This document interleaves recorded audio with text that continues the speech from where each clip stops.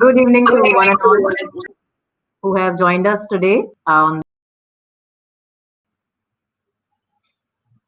This is the 54th show, which is a part of a series brought to you by TLR Now. TLR Now, which is a niche in coaching, training, and mentoring service provider, and is based out of Pune, India. They have got chapters in Sri Lanka, Oman, Nepal, Bhutan, and they're expanding further. And the good news is that the systems are all decked up with a growing network of 80 plus mentors across domains and locations. TLR Now is here to offer a confluence of what will help individuals excel in their personal and professional lives by enhancing life skills. TLR shows like this one brings together subject experts and share insights on various aspects of life which have the potential to transform life through structured and meaningful ways. A little about myself. I am Dr. Priti, a management professional, a columnist, a trainer, sometimes an amateur painter, at times a blogger, based in Muscat, Oman for about a year and a half now. And I'm currently exploring a gamut of interests and passions and searching for my own life's meaning. Today's session is about VUCA World, VUCA Love. The term VUCA, that stands for volatility, uncertainty, complexity, ambiguity, has been around quite a while for now, over 3 decades to be precise. The concept that originated with students at the US Army War College to describe the VUCA situation of the world after the Cold War was first used in 1987 and was based on the leadership theories of Warren Bennis and Bert Nanus. And it was about the leaders and the strategies they devised on taking charge of the situation. So the relevance of VUCA has never been felt and experienced as much as it is being done today. The VUCA world having an impact and the level of COVID-19 pandemic has never appeared earlier. It has affected the way we work, the way we connect, and the way we relate. The relationships, our relationships are the most integral and essential part of our lives. No doubt that our mental health and our personal well being are tied up in the quality of our relationships, be it personal or at work. And the VUCA has not spared us and our relationships also. So how is it relevant today? How to live in the VUCA world? How to embrace its challenges in terms of the relationships we have today? A lot of these questions, and to explore this concept further in today's relationship context, in the next 1 hour or so, I shall be taking you through such questions and many more, once again in conversation with the lady with the soothing voice and an ever smiling face, Sujata Ameya from Hyderabad. Sujata is a couples therapist and a self actualization coach. The author of When the Beloved Calls, Sujata holds an M.Phil in clinical psychology from NIMHANS and has maintained a private practice in Hyderabad, India. Using transpersonal and integrative therapies, she has helped over 14,000 clients, which includes individuals, couples, families, and groups over the past 29 years. Conflict as a catalyst for self discovery and to journey through heartbreak as a path for self actualization are her ways of working. Sujata, I welcome you to this session. Thank you, Preeti. Thank you so much. It's a pleasure to be back here with you. Yes. It's been so long that we've had some insightful discussions with you, Sujata, and I think almost more than 3 months now. And so good to have you on the show and listening to you such a way that seems to be sorting out a lot of problems by just listening to you. So a lot of things are being sorted out just by listening to you. Seriously, Thank and you. Thank you so it's great having you with us and guiding us through such sensitive issues and crucial element of our lives, our relationships. So, Sujata, straight away, heading to the concern at hand, most of us from the business and the management background are familiar with the concept of VUCA. And you are a psychotherapist. You've worked around more than almost 3 decades now. And I'm sure you must have seen different age group of people having different outlooks towards the concept of VUCA, the life, and its issues. So, what is your take on VUCA? All right. Thank you, Priti. So let me just mention that I'm really happy to be back here with you, talking to you. As I always say, a good conversation equally depends on a good listener and a person who's asking questions in a way that brings out the depth in a speaker. So thank you very much. And also thank you for setting the context by sharing the history of the word VUCA. To be honest, I was not aware of the different people or the theories that it is attributed to. I just Yeah, know the you acronym did a and good I job. know Yeah, I know the acronym and I know what it stands for. So to answer your question, let's go to slide number 2. I think with a picture, it's easier to share what I really think about this. absolutely. So can we have slide number 2, please? Yes.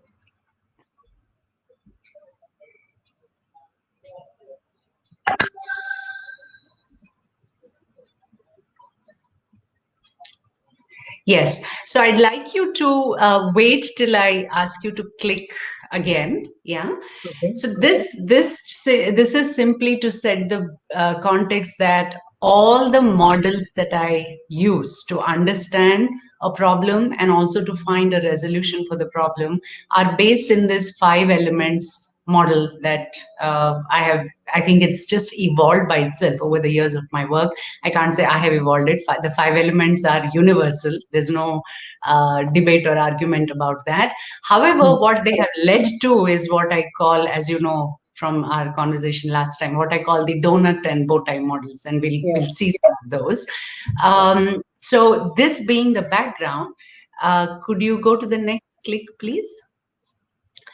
Let's talk about how this VUCA is actually going on in our world. So for those of us who are new to this acronym, V, please click again. V stands for volatility. U stands for uncertainty. C stands for complexity. And A stands for ambiguity. Now, whatever little I have understood and worked with in this framework, I have kind of come up with very brief definitions that help you understand what each thing actually creates Right. for us as human beings, right? So, volatility, if you can click on the button, it has a definition of this is a situation where the cause and effect are rendered irrelevant because of unexpected disruptions. Yes. Yeah. Stability. Then, if you go to the next one, uncertainty, the I think I'm not able to see what is written there. Huh? This is Cause and effect unknown. But unknown, control. but cannot be controlled. Yeah, we know the cause, we know the effort, but it's really not in our control.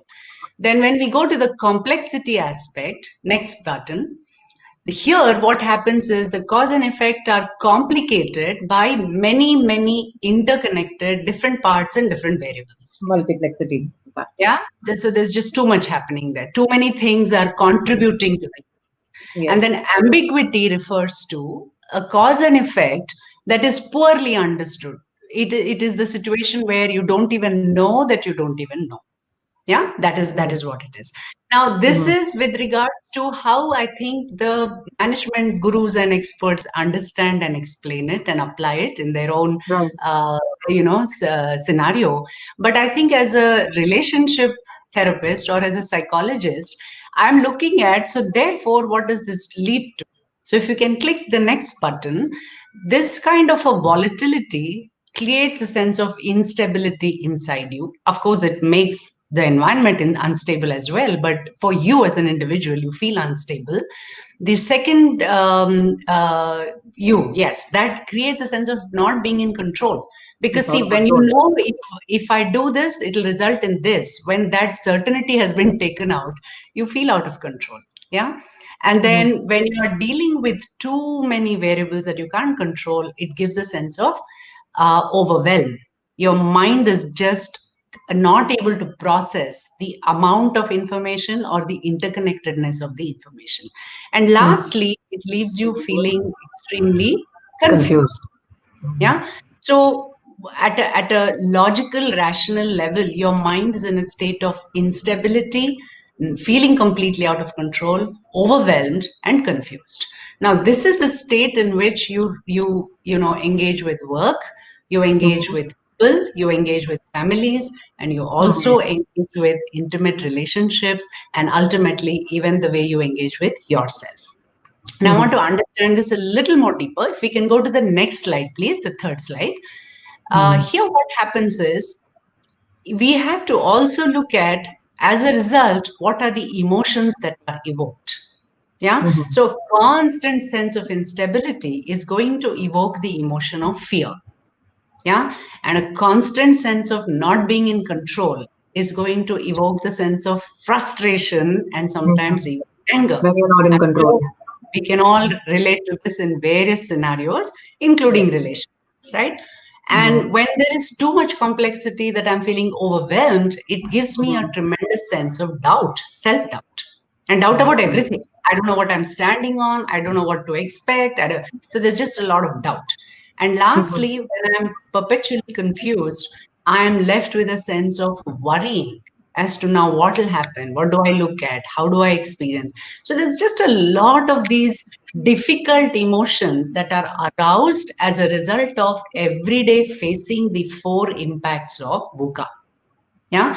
Now, once again, consider that holding these unprocessed emotions within you, when you engage with either work or with human beings, you're not going to bring out the best in each other. You are going to actually Absolutely. put the worst in each other. I want you to understand another thing. When you have these difficult emotions sitting in your inner space, the way your body and energy behaves is in contraction. So it Mhm. is not open and expanded and receptive and creative and spontaneous and joyful. It is held back, doubtful, withdrawn, hesitant, just in defense, trying to somehow maintain and protect rather than create and Absolutely. produce. Yeah. Mhm. So in this way, when you engage either with a task at hand or with a person at hand, this is going to cause major trouble. Yeah.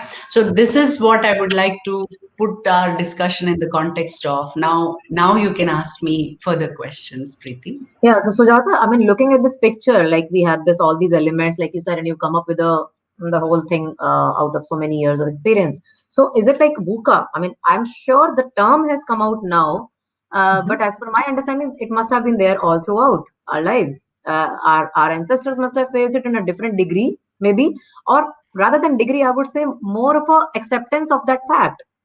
Now we are aware of the terms, so now we can say that this is a VUCA world. So I mean, my question to you is that are they overlapping, or like all these VUCA are going to be one at a time, all of them are overlapping, or probably one or two here and there? So is it like all the time happening, all of them?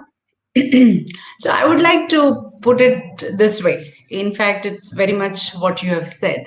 I think human life, the way we exist in this world and the way life plays out in general, whether it was 500 years ago, 300 years ago, 30 years ago, or even now, these elements have always operated. We've Mm-hmm. never been sure of what, like, let me give you an example. In a relationship context, suddenly somebody is diagnosed with a life threatening illness. There's your Mm-hmm. volatility. Your stability goes for a toss. What you assumed will be okay now is not okay. Yeah. Mm-hmm. Similarly, you had a job, everything was good, now suddenly they've started layoffs in the company, so there's uncertainty.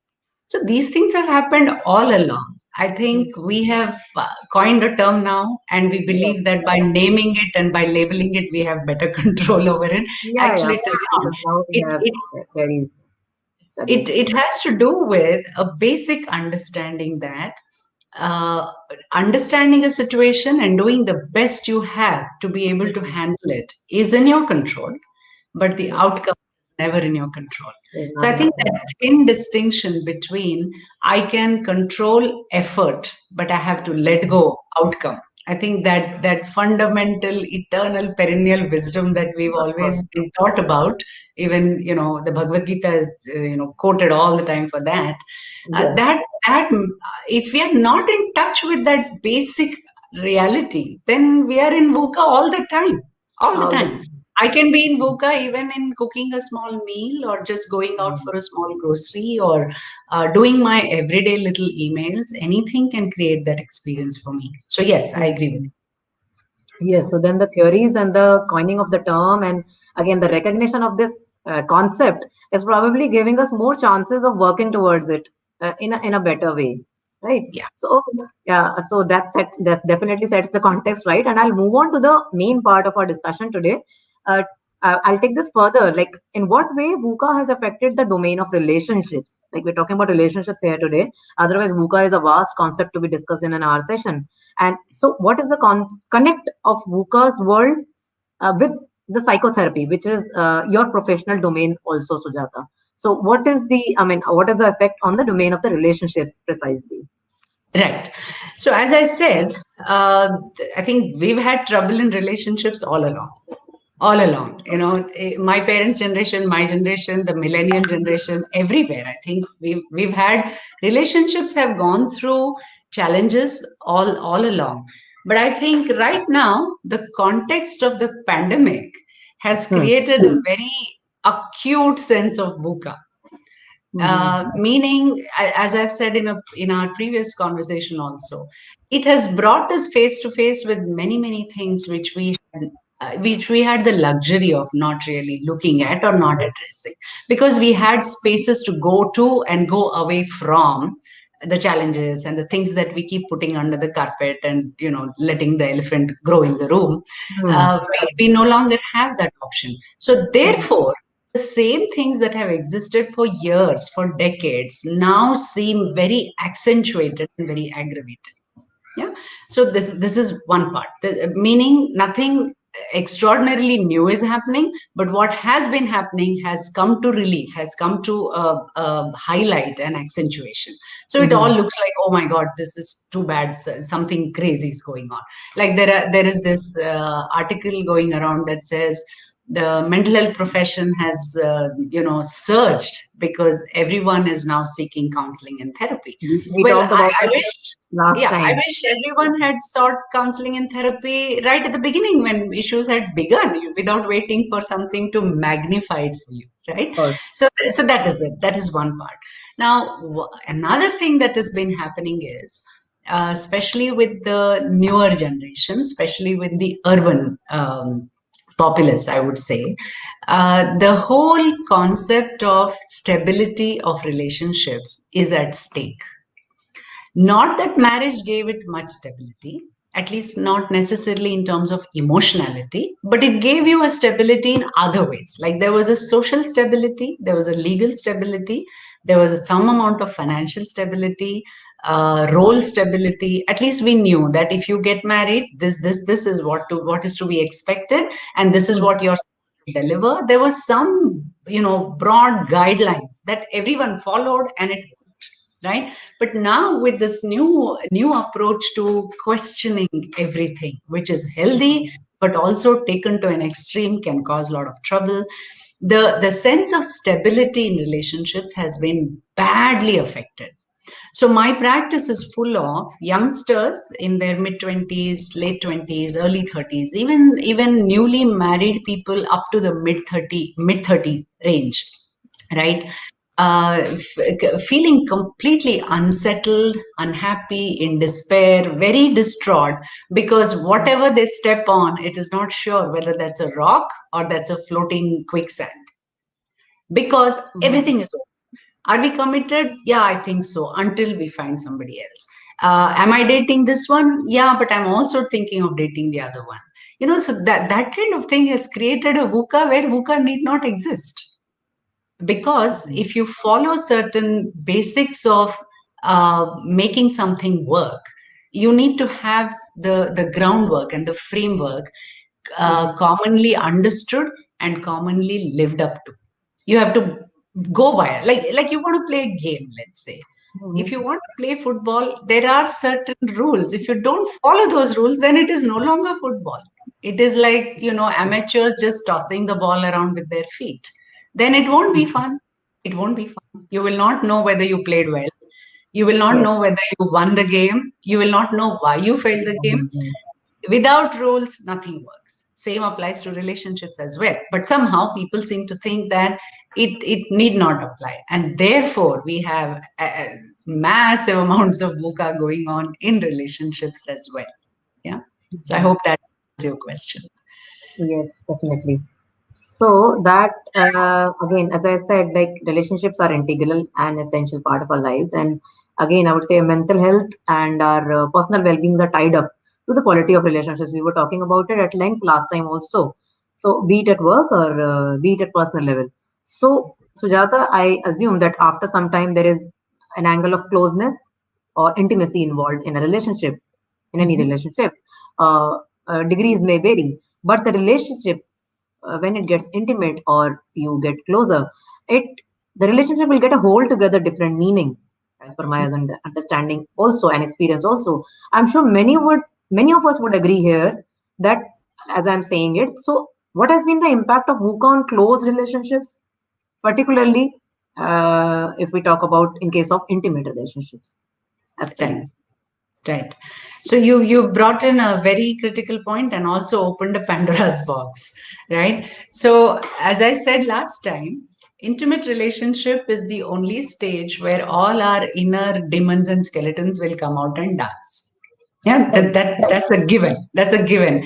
The best of you can operate in all spaces of life, but the unprocessed, unknown shadow part of you will only come out in an intimate relationship. That's a given. There's no two ways about it. Now, that being the case, imagine what might be happening now, because there is no time or space or assurance or surety or security for this to even evolve or bloom into anything. So, way before anything can happen, the shadows are coming out before the good parts of us are coming out into a relationship. So, Mhm. if you and I have a assurance that we are in this together for a while, then I think we will feel safe enough to bring out the better parts of us for each other. But if Mhm. I'm constantly wondering and calculating, will she be there? Will she not be there? Should I really Mhm. invest? Should I not invest? Is that too much time I'm spending? Maybe I shouldn't be spending. Maybe it's a waste of time. Maybe she's going to walk away someday. With Yes. that amount of insecurity, you're actually living in those four emotions that I pointed out: fear, anger, worry, and doubt. Confusion. All the Mhm. time. You're angry because someone has not lived up to what you were assuming, and Mhm. you're also worrying because you're not doing what you said you would do also in the Mhm. relationship. So Mhm. because of that, it is actually aggravating everything that can go wrong in an intimate relationship very early on. Mhm. That's the It's happening very, very early on. See, earlier, previously, long term committed relationships, including marriage or cohabitation, issues would begin a little later, a few months later, a year later, 2 years later, whatever. But now it's like even before the relationship can be formed and called a committed relationship, all these issues are playing out. So Mhm. that's the real tragedy of all this. There's no safety or security to stand on in what even relationships that you call personal, close, or intimate. Mhm. So that's definitely that is the Pandora's box, and I'm gonna open another Pandora's box for you in my next question for you, Sujata. It is going to be about, like you said, that mid 30s Vala and the teenagers, the things. So the question is that is this the impact seen mostly amongst the younger generation? Like you labeled the younger generation as up to mid 30s also, and like I'm talking about the millennials and teenagers specifically. So I would request you to please answer this one separately for Mhm. millennials and the Mhm. teenagers one by one, if you can. Okay. All right. So let's start with the millennials, because the teenagers, I think, follow them. No? They Yes. feel they are the role models. I So what can't are say. the no, they Not they sure. do. Yeah. Not sure. Yeah. So what are the millennials doing? I mean, this is not to label them, this is not to judge them, but this is to do with acknowledging how things are turning around and how what is going on actually. So, what do? They sign up on not one but half a dozen dating apps. Hmm. Then they will keep checking everything every day, trying to assess who is worth their time and their while, who is worth their while. That is how it goes. They have a checklist of boxes to tick off, and whoever meets those, they go and meet the person, find out. Sometimes they it clicks, they talk, they go on a few dates, they do some coffee or lunch or something. Sometimes they don't do all that, they directly just engage in physical intimacy, and then they feel this is not working out, they back off, they don't know how to back off, they want tips on what is a good way to let somebody down without feeling too guilty about it. So there is this attitude of dealing with relationships exactly the way you would deal with buying something, buying a product, like buying a car or a house or a washing machine or something like that. It is Hmm. not, in fact, just the other day I was saying this on another talk. Marketing and advertising professionals keep claiming, and they're right also, that most of the decisions we make are actually emotional.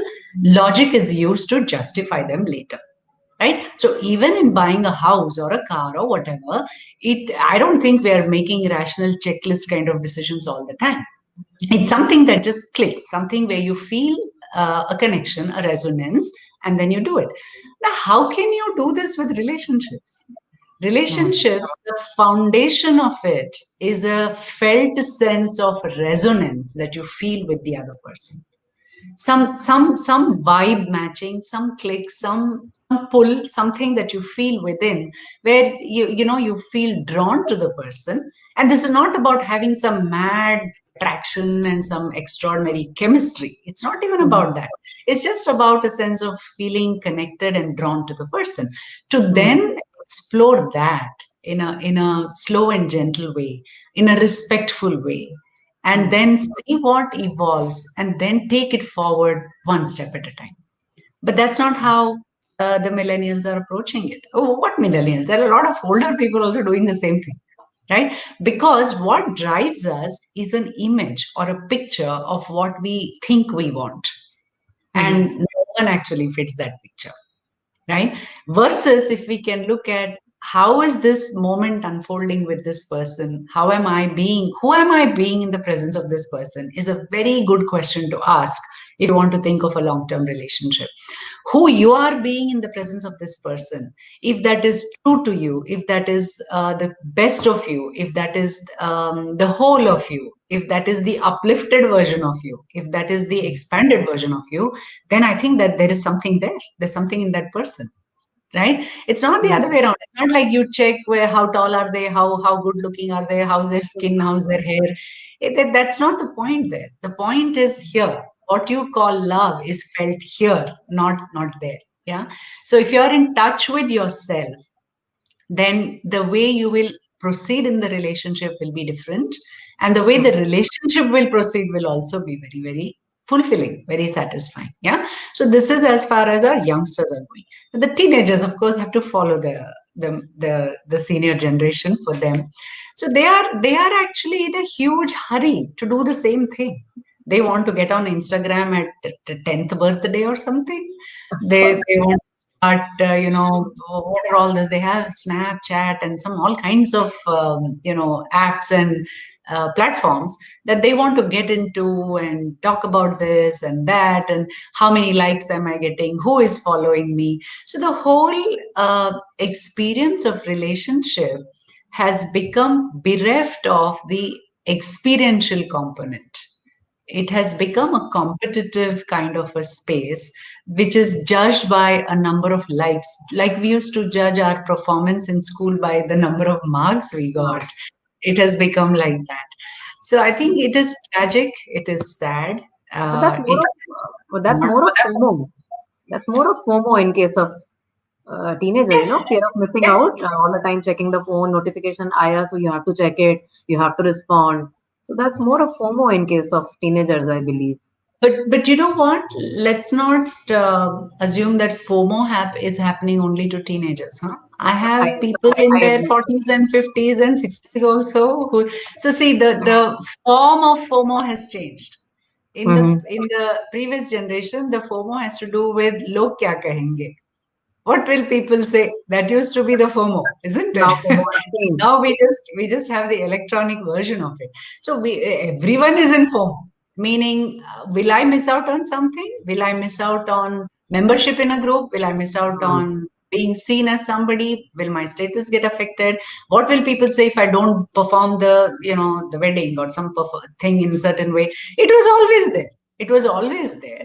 We just have a different tool to do it now, and we are getting onto it sooner and sooner.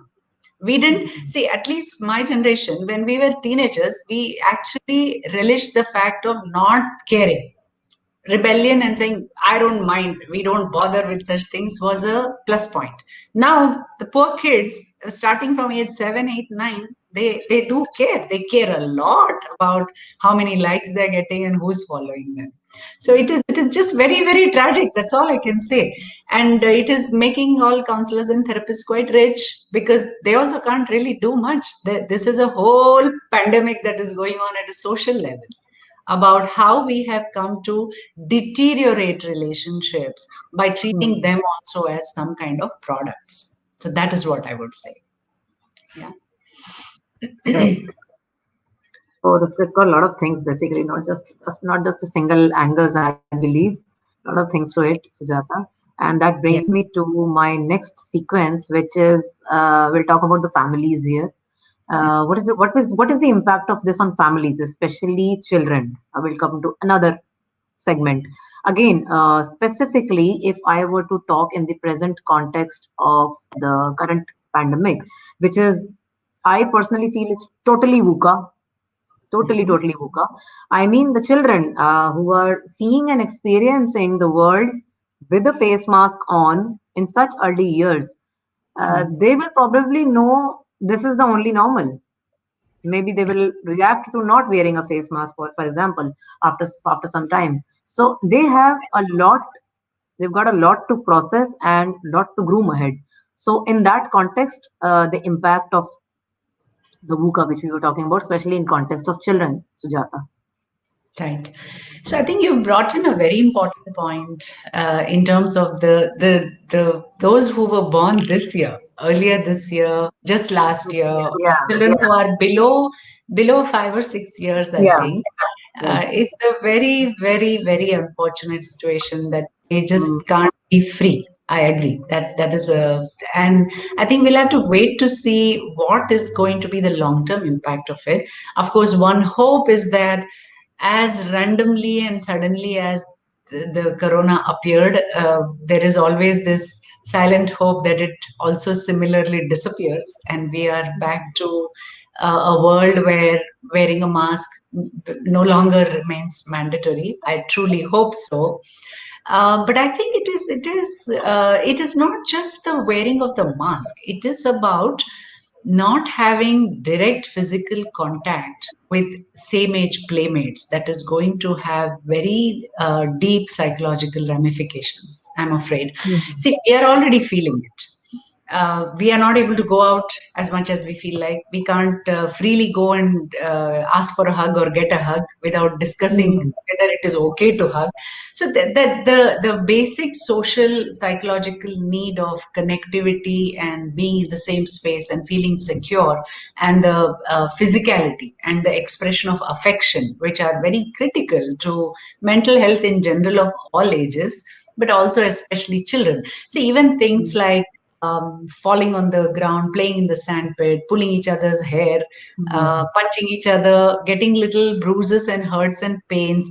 All of these would go into how resilient a child becomes psychologically. So I'm afraid mm. all of this is not going to happen. At least not happening right now. So it will have certain impacts. I think as far as the parents are concerned, these are extremely challenging times, no matter what kind of a family you have and no matter how much domestic support you may have. it is Mhm. very, very difficult to be dealing with very young children all the time inside the closed four walls. It is very difficult. Absolutely. I agree. Without, yeah, and therefore I think the reliance on devices has drastically gone up, while we were all hoping and trying not to allow that to happen. What will you do? You're so exhausted from just living a life inside the four walls that you Mhm. do, let the child have the phone for a longer time, the iPad for a longer time. How else do you keep the child entertained? How do you keep Of the child course. busy? Yeah. Mm. So then schooling is happening online. The whole joy of, getting ready, wearing your uniforms, having the ID and having your shoes polished and going in the school van or the school bus, those are all experiences the children are not having, right? So everything that would contribute and enrich you as an individual is on hold. I'm saying it's is on hold. I hope it is on hold and it doesn't become a decade long struggle. So yeah, all of this is going to impact in some way or the other. Yeah, a lot of it is, I'm sure, must have been mentioned in the Freudian theory, id, ego, superego, and the stages of the childhood stage and all this. There is a reason why a child is being sent to school at an age of 4 or 5 years, because that time, again, as per my understanding and my Google knowledge, it's like the child is prepared, and in fact, more they are supposed to interact socially, meet people, learn to sit in a line, learn to behave with others, sharing and caring. That all school used to bring in, Yes. especially given the fact that we are living in nuclear families these days. And now that the whole that concept is totally entirely missing with everything online, there is no touching, there is no hugging, like you said. So yes, it's gonna be really difficult for them, I'm sure. Thank you, Yes. Sujata, for answering that. And yes, so like I'll ask you here: Is this a trend? Is this a trend? And what do you think? There's going to be a long-term impact of this trend, Sujata? Which one you're saying? Trend of the What do you? COVID related issues? Is that what you're Yes, saying? yes, Yeah, yes. yeah. That's what I said even earlier. Mm, It is going to have some kind of an impact. Although I don't know how to predict or what to do. I think as it is, we've moved to a state of being very isolated. I think mm. this is just going to aggravate it a lot more. That's what I feel. The sense of a disconnection, the sense of not being connected to other human beings, to our tribe, to our community. I think that's going to add. Although many of us may be very much connected on WhatsApp and Facebook Yes, and this group and that group, that's different. That's different yeah, from. technology has played a very big role, I'm sure. Like again, I think last time also I was mentioning it in this show, or probably another show, that I was in fact happier to see. I hosted my child's birthday a month, Mhm. 2 months back. It was on a Zoom party. It was a Zoom party in the new trend, and I was able to actually get 50 relatives on board, which I could not have done in physical life. Like hardly 10 to 11 children must have joined. Now his nana, his nani, his dada, dadi, mama, mami, friends from across the countries, the Bangladesh and Pakistan, and so many places people joined to wish him, Yeah. to talk to him. So that was, I think that has played a major role. Yeah, Yes. Yes. Yes. So it has its plus points as well. mhm. I think the long term impact, we'll have to see what happens. Yeah. Yeah, right. Absolutely. So that's gonna stay because I now we don't know. The trend as in terms of COVID. It is changing every day, every minute. And one day they say there is a vaccine. Now they say there is not a vaccine. Then third day they'll say the vaccine is not required. And fourth day they will say there was no pandemic at all. So we really do not know where this trend is heading to. I want to say something on this. Okay. Yes. So the way we are handling the pandemic is typical of how we have been handling everything in life. See, anything that happens in life is part of a whole system. It is not some isolated thing, right? So the pandemic has happened, Corona has infected you, so go find a vaccine and it'll be treated. But can we look at how did it happen? Why did it happen? How come it's affecting me this way? How come somebody else is affected in a different way? What else is there? What does it have to do with your body, your overall health, your immunity, your your lifestyle practice, your relationship to food, your mental health.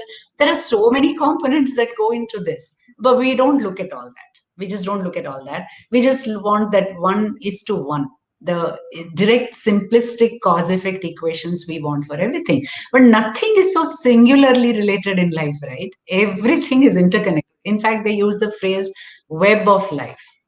So we have things like the butterfly effect, yeah, Mm-hmm. where one butterfly flutters its wings on one side of the earth and the other side of the earth can have a volcano. So when we are so deeply, so intricately interconnected, how can we, deal with anything in singularity where you just, say, oh, they're fighting, it is because of this. No, it is never so simple. It's not like that. So can we develop a more inquiring attitude? Can we develop a more seeking attitude, more introspective attitude to understand what all is going into creating what's happening? It's so we have become a culture which fights with the symptoms. We are not a culture which looks at the root cause Causes. of anything. Of anything, we just want to get rid of the symptom. That's it. Yes. Yeah. So there are mosquitoes in my community. We will fog every evening or every 2 days, every 3 days. But we We will will not not observe look the at the cause of the mosquitoes. yeah, will not look at the fact that just outside the boundary there is all this, what do you call that, those water bodies, Hmm. stay stagnant water bodies that are there. So We either we do. have to do something as a Yeah, we do. community, The government or at does, least but yes, we do not make the initiatives of clearing those water bodies and all. We'll expect the fogging to be done every day. It's a classic yes, example you mentioned, Sujata. Every day we will yes, expect the fogging to be done, and one day the society misses to do the fogging. All the residents will be out on the street that they're not doing the fogging. You know, yes, yes, that's what I'm but they saying. will not And take then the measures themselves. yes, and also we forget to realize that that is causing something else, right? So there will be a couple of kids in the community who will have some allergy to the fogging. So Mm-hmm. this approach of somehow fight with the symptom and create yet another problem in fighting with the symptom is a classic new modern world approach to everything, including medicine, health, including ecosystem problems everywhere. So I think it's a call to look at all of those. Yeah. Mm-hmm. Yeah, Sujata, I think I missed a question from we have a viewer here, Miss Vishakha Gaikwad. She's talking about expecting solution questions to tackle with VUCA, and we are coming to it, Miss Vishakha, in a short while. We are taking this up in the last segment of our conversation. So, Sujata, that almost wraps this lot of things which we Sure. talked about. And we've seen there are challenges. We were talking about the challenges, the causes, the factors. We've talked about all these now, but entering into the final stage of this session, this particular session, can you tell how can we, what can we do to minimize these challenges? The challenges are always Awesome. there, Awesome. uncertainty challenges, like, and so again, a favorite quote of mine, I'll add here: when the only thing that's certain about life is uncertainty, then why think hard on something beyond our control? So challenges are always going to be there. But again, like we were talking about the mosquito example, what are the solutions which we should adopt Yes. Yes. to tackle So with I'll VUCA? A come to little more in detail, Sujata, that will yes. highlight more the Yes, so let's go to slide number 5, Preeti, okay. because I want to explain a few things before in order to answer your question. Your question was, these problems have always been there. What do we do about it now, Yeah. right? So slide number 5 has to do with the nature of conflict. Okay, so this is fine. This is the slide. Yes. So if you can click a little more, the things will come. Yes. So please wait.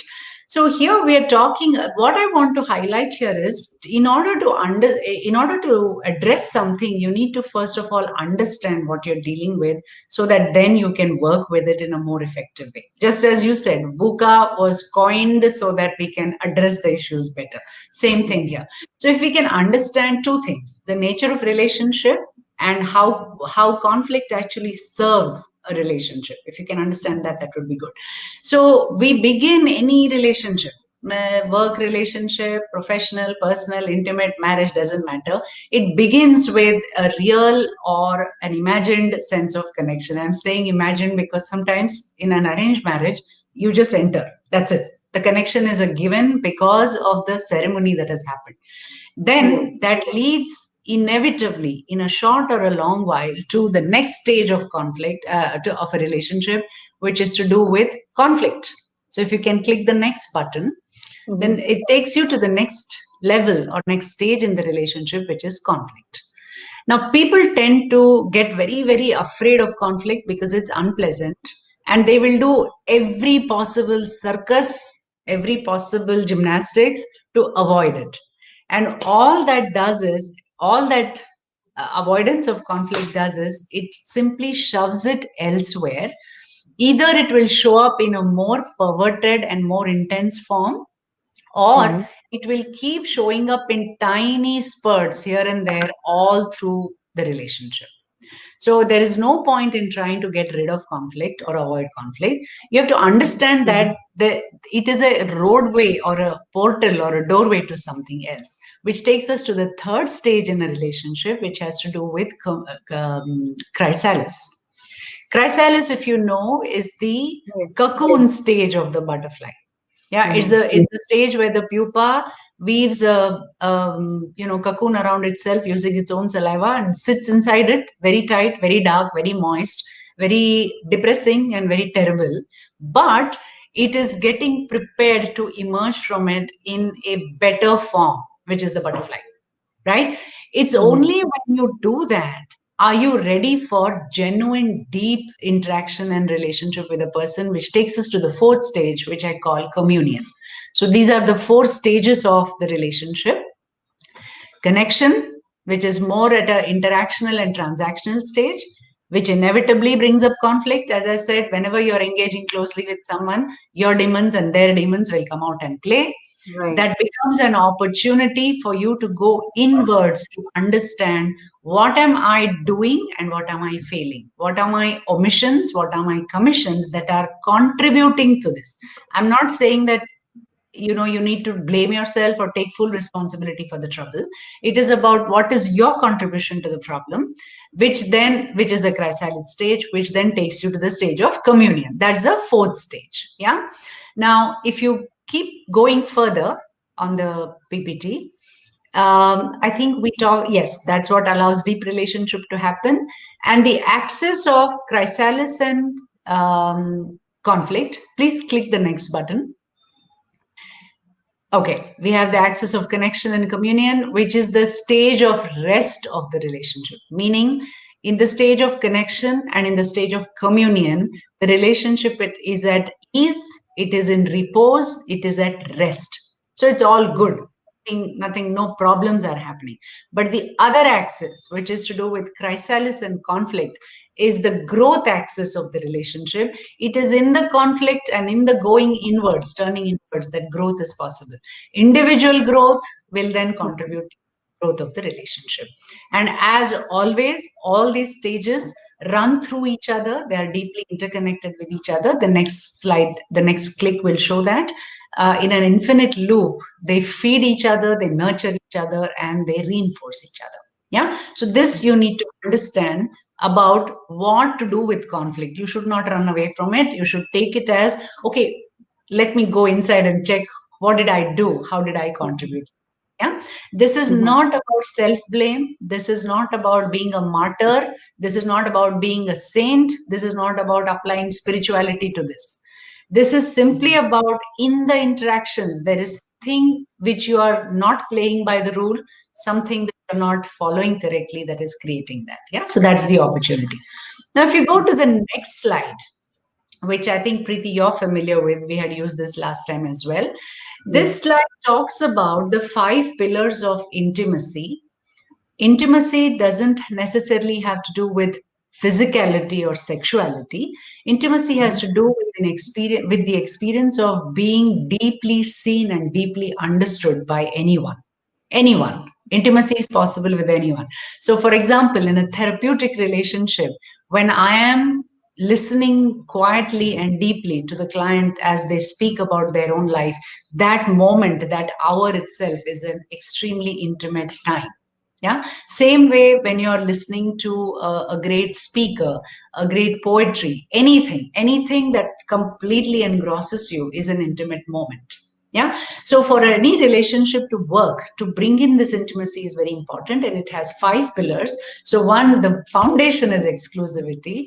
That I always define as, in this moment, can you be 100% available with your undivided attention to the moment and to the person in front of you, without devices, without distractions, without anything else on your mind? When you're speaking to someone, can you only speak and not do anything else? When you're listening, only listen, not do anything else. That is what is meant by exclusivity. The next pillar is respect. Respect is defined as giving a regard and positive, look to a person. Not positive look, a sense of unconditional recognition or regard, simply because that person exists, not because of their status, age, location, money, nothing. Just because it's a human being. Can you look at, can you provide that respect? Can you bring that respect in the way you interact with the person? The next pillar has to do with care. Care has to do with the understanding of what the other person needs, what they want, what they expect. Sometimes they express it, sometimes they don't, but your own understanding of it, your clarification of it, checking with them if your understanding is right, and then trying to meet that need to the best of your ability, or being forthright and honest enough in saying that you're not able to meet that need. So that level of transparency in the delivery of your role, in meeting the expectations of that role, is what translates into care. Yeah. The next pillar has to do with trust. Trust, in a way, is a no-brainer, but in a way is the most fragile component of a relationship. I'm not speaking of extreme situations like lying, cheating, betrayal, adultery, and not those kind of things. I'm infidelity. I'm just talking about, is there a congruence? Is there a consonance between what you say and what you do? That's all. This has to do with how do you build your credibility by matching your word with action. So you say what you mean, and you mean what you say, and you do what you say.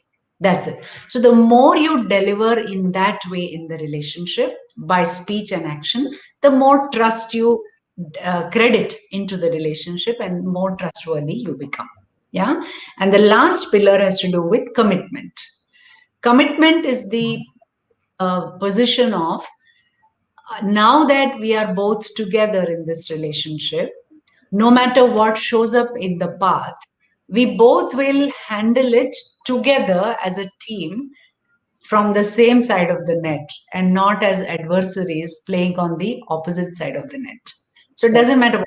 It could be good things, it could be difficult things, bad things, ugly things, but it's a commitment to be together, to look at the world and the issues together. That is what commitment means, right? And once again, these also are actually derived from the 5 elements model.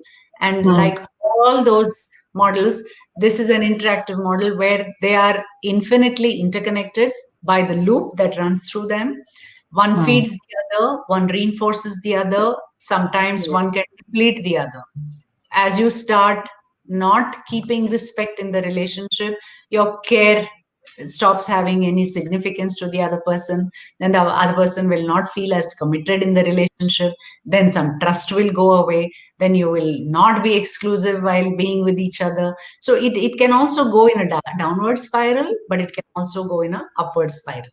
And as I said at the beginning of the talk, all these models are both, they're remedial models as well as restorative models, meaning they can capture the issue as to where is the problem in the relationship, and they can also give you the medicine about what to do in which aspect of the relationship. Yeah. So if you do this, if you can click the next two buttons, if you do this consistently, intimacy is absolutely possible. Hmm. Even if you don't look at intimacy as a goal, decent, productive, peaceful, harmonious relationships are possible if you understand these two things, that conflict is inevitable, but there's a way to deal with it. If this can be done, I think most of us will be good enough and safe enough. So hope that answers your question, Preeti. Absolutely beautifully explained, Sujata. That was really wonderful, and I am reminded of that table model we talked about last time. That also Correct. had an infinity loop. So Yes, that yes. seems to be quite a bit of your favorite now. So after all this conversation, I mean, not I don't know whether it is much related to the context of VUCA. I'll ask you here: is the VUCA world impacting your profession in psychotherapy? Just, Yes. just an adding Yes, comment. of course. Yes, of course. So I think in one of our previous conversations, also I had said last 10 to 15 years, there's been a massive rise in the number of people seeking therapy. You said it last time also. Yeah, Yeah, that is numbers there. have Now, surged. in the last 10 months, it's just gone through the roof. It's Yes, just of gone course. through the roof. Everyone is having some kind of issue or the other. Even the corporates have been reaching out a lot more, asking for something for their employees in the space of home, personal health, mental health, relationships, family management, parenting, all kinds of things. So yeah, there is an impact on that as Positive, I hope. well. Yeah, In like terms I of, said, in my profession, I always say, when people say, "Oh, I'd love to meet you," I always say, "I hope not." Yeah, and yes, then you were strict. no news is good news. No news is good news. If a client has taken a few sessions and they've vanished, and like, okay, wonderful, that's a good news. But then, yeah, I mean, it depends. Therapists are doing well, but it is not. Not an indicator of a healthy society, right? That's a No, problem. yeah, like in fact, last time also you were saying that, no, कि, telephonically ही काफी कुछ, you're able to manage, and your personal style of working is meeting is the last resort. If required, you do accommodate, meeting and therapy, giving the therapy in person also. Like you said, you would prefer not, because I'm sure you must be quite loaded then, everybody comes up and speaks to you about, plethora of issues in a single day. I'm Yeah. sure you'll need a therapist soon then. just, just kidding. Okay, so I mean, again, after all this conversation which we've gone through, we've seen there are a lot of relationships. Again, relationships we have seen a lot of elements. Trust is there, loyalty is there, commitment, exclusivity, respect, everything you talk. So, in just as a last comment for the before we wrap up the show, Mhm. one single thing you would say out of all these elements: trust, care, commitment, respect, and what is that one single thing you think needs? It's more like I'll tell you the reason why I'm asking this. When I was preparing for this session, so I was reading about VUCA in terms of organization and business management, business world. So there was a HBR study. There were few Mhm. HBR articles also, and there was few other reputed journals articles also. They were talking about trust as the Mhm. key Main. component. So Yeah. there were studies available on reputed online scientific journals which were talking about, eventually they were talking about, everything aside, trust is the key component which in organizational setup also, in terms of a changing scenario, was the most crucial element. So in relationships, I know, I'm sure you'll say the same too, but I would like to hear it from you. One single Sure. factor. So I'd like to preface it. Yeah. Um, Trust is all four components are important. Trust looks like it's the most important. So I agree with that. I agree with that. Mhm. However, in the absence of exclusivity, that is also useless. That is also meaningless. Yeah, you were In talking the about a way, balance. the The way, yeah, balance has to be yeah, maintained. Yes. in the way I define exclusivity. See, Hmm. for example, I'm thinking I want to build trust with you because that will keep our business going very well. But Hmm. whenever we talk, I'm really not even present. I'm not even listening. I'm busy looking at my phone. I'm talking to somebody else. I'm trying to finish up an email. in that absence of the exclusive attention to you in this moment, I have already undermined trust. Yeah. So trust comes as the icing on the cake. The basic cake is exclusivity. That is why I have put it as a foundation. It is, people try to inculcate it through practices like mindfulness and presence and executive presence, this and that. But it is about basically being here 100% right now, no matter what that now is. Yeah. So if you can actually nurture that, the other four things somehow come from it, they do. If you can be committed enough to be here 100%, you will automatically be respectful. You will also keep your word and congruence between your word and action. You will also care, you will show your care, and you will build commitment. It is a natural unfolding of that. So I would say trust is critical, but even more critical to make trust happen, you need exclusivity. I think in a general language, let me use the word presence. Unless you have 100% presence, then the rest of it has no meaning actually. Yeah. Presence will give rise to that commitment and eventually the trust. Everything comes from that. Yeah, everything. So, and the presence is not just to the other person. Please understand that your ability to be present to the other person is directly related to how present you can be to yourself. By yourself, I mean, if something's happening to you, are you registering it? Are you noticing it? Are you able to recognize? Are you able to give a name to it? Are you able to resolve it for yourself? Or do you care enough about yourself to go ask somebody for help about it? So presence to yourself will slowly translate into presence to the other person. So that's important. Yeah. Yes. So So this is one of the things that happens in love, or at least the early stages of love. It just pumps you with so much presence. The other person is giving you that kind of attention. You're giving that person attention. You're basking in each other's attention. That is what presence is, right? So when that is there, everything else goes very well, right? You will be respectful, you will be trustworthy, you will act with care, you will be committed, all that will go on.